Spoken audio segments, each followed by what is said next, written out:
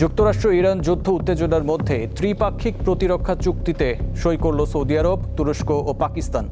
তবে কি ওয়াশিংটনের নিরাপত্তা গ্যারান্টিতে ভরসা হারাচ্ছে মিত্র দেশগুলো, যার কারণে নিজেরাই গড়ে তুলল নিরাপত্তা বলয়, নাকি এর পেছনে রয়েছে অন্য কোনো রহস্য? যুক্তরাষ্ট্র ইরান যুদ্ধে টানা 5 মাসেরও বেশি সময় ধরে টানটান উত্তেজনা বিরাজ করছে পশ্চিম এশিয়ায়। হরমুজ প্রণালী, লোহিত সাগর ও এডেন উপসাগর দিয়ে নিরাপদে বাণিজ্যিক জাহাজ চলাচলে অনিশ্চয়তাও কিছুতেই কাটছে না। এমন উত্তপ্ত পরিস্থিতির মধ্যে ত্রিপক্ষীয় প্রতিরক্ষা জোট গঠনে তড়িঘড়ি করতে দেখা গেল সৌদি আরব, তুরস্ক ও পাকিস্তানকে। যুদ্ধ উত্তেজনার মধ্যে যৌথভাবে 3 মার্কিন মিত্র দেশের প্রতিরক্ষা সহযোগিতা জোরদারের পদক্ষেপটি রহস্যের জন্ম দিয়েছে। জনমনে ঘুরপাক খাচ্ছে হাজারো প্রশ্ন। এর মধ্যে যুদ্ধ কূটনীতি কোনো কিছুতেই ইরানকে বাগে আনতে না পারায় যুক্তরাষ্ট্রের নিরাপত্তা গ্যারান্টির উপর মিত্ররা ভরসা হারাচ্ছে কিনা তা নিয়ে জল্পনা চলছে। অনেকেই মনে করছেন ইরানে হামলা চালানোর পর মিত্র দেশগুলোকে তেহরানের পাল্টা হামলা থেকে রক্ষায় ব্যর্থ হয়েছে ওয়াশিংটন। আর এর জন্যই যুক্তরাষ্ট্রের মিত্র হওয়া সত্ত্বেও ন্যাটোর আদলে প্রতিরক্ষা জোট গঠনের সিদ্ধান্ত নিতে হলো সৌদি আরব, পাকিস্তান ও তুরস্ককে, যার মাধ্যমে হয়তো নিজেদের সুরক্ষায় নিজেরাই নিরাপত্তা বলয় গড়ে তুলতে উঠে পড়ে লেগেছে। ন্যাটোর সদস্য দেশ তুরস্ক, পারমাণবিকভাবে শক্তিশালী দেশ পাকিস্তান এবং জ্বালানি ও অর্থনৈতিকভাবে শক্তিশালী দেশ সৌদি আরবের এই প্রতিরক্ষা জোটের রূপরেখায় কী রয়েছে তা নিয়ে জনমনে কৌতূহল জন্ম নিয়েছে। সংশ্লিষ্ট সূত্রের তথ্য বলছে, যৌথ সামরিক মহড়া, গোয়েন্দা তথ্য আদান প্রদান, যৌথ সামরিক সরঞ্জাম উৎপাদন এবং উন্নত সামরিক প্রযুক্তি হস্তান্তর মূল লক্ষ্য।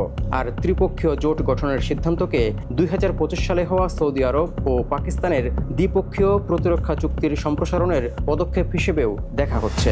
এর মধ্য দিয়ে গোটা এশিয়া এবং মুসলিম প্রধান অঞ্চলের ভূ রাজনীতি এবং নিরাপত্তায় আমূল পরিবর্তন আসতে পারে বলে মনে করছেন বিশ্লেষকরা। তৌহিদুর রহমান, দীপ্ত, বার্তাকক্ষ।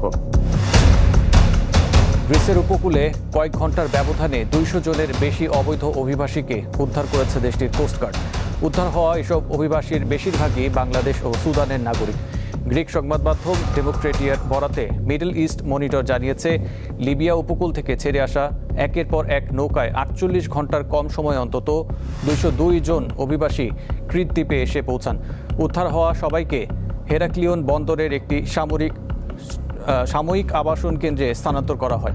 দ্বীপে ক্রমাগত অবৈধ অভিবাসীদের আগমন বাড়াতে থাকায় কেন্দ্রটি তাদের সাময়িক আশ্রয় ব্যবহার করছে।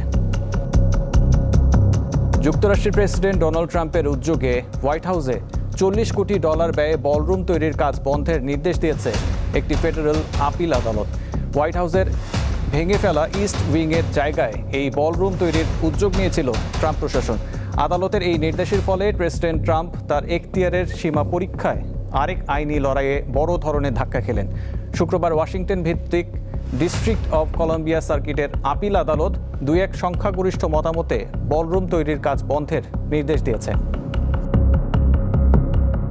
থাইল্যান্ডের প্রধানমন্ত্রী নতুন করে অস্ত্র নিয়ন্ত্রণ আইন প্রণয়নের ঘোষণা দিয়েছেন। ব্যাংককের উপকণ্ঠে এক কিশোরের গুলিতে 8 জন নিহত ও 22 জন আহত হওয়ার পর এই উদ্যোগের কথা জানানো হয়। 14 বছর বয়সী ওই কিশোর প্রথমে নিজের দাদা দাদিকে তাদের বাসায় গুলি করে হত্যা করে। পরে সে ননথাবুরির দেবশিরিন স্কুলে যায়, যেখানে সে পড়াশোনা করত। সেখানে গুলি চালিয়ে 5 শিক্ষককে হত্যা করার পর সে আত্মহত্যা করে। তুরস্ক ও পাকিস্তানের সঙ্গে একটি কাগুজে চুক্তি তাদের নিরাপত্তা দেবে না বলে মন্তব্য করেছেন ইরানের এক আইন প্রণেতা। ইব্রাহিম রেজাই ইরানের মজলিসে শুরার সদস্য এবং জাতীয় নিরাপত্তা ও পররাষ্ট্রনীতি কমিশনের সদস্য। সামাজিক যোগাযোগ মাধ্যম এক্সে দেয়া এক পোস্টে তিনি লিখেছেন, যুক্তরাষ্ট্রের সঙ্গে বছরের পর বছর একপাক্ষিক সম্পর্ক তাদের কোনো নিরাপত্তা এনে দেয়নি। একইভাবে এই চুক্তিও কোনো কাজে আসবে না। সৌদি আরবকে নিজেদের নিরাপত্তা নীতি সংস্কারেরও পরামর্শ দিয়েছেন ইব্রাহিম রেজাই। তবে ইরান সরকার আনুষ্ঠানিকভাবে এই চুক্তির প্রতিক্রিয়া জানায়নি। যুক্তরাষ্ট্রের সিনেটে বিপুল সংখ্যাগরিষ্ঠতায় রাশিয়ার উপর নিষেধাজ্ঞা বিল পাস হয়েছে।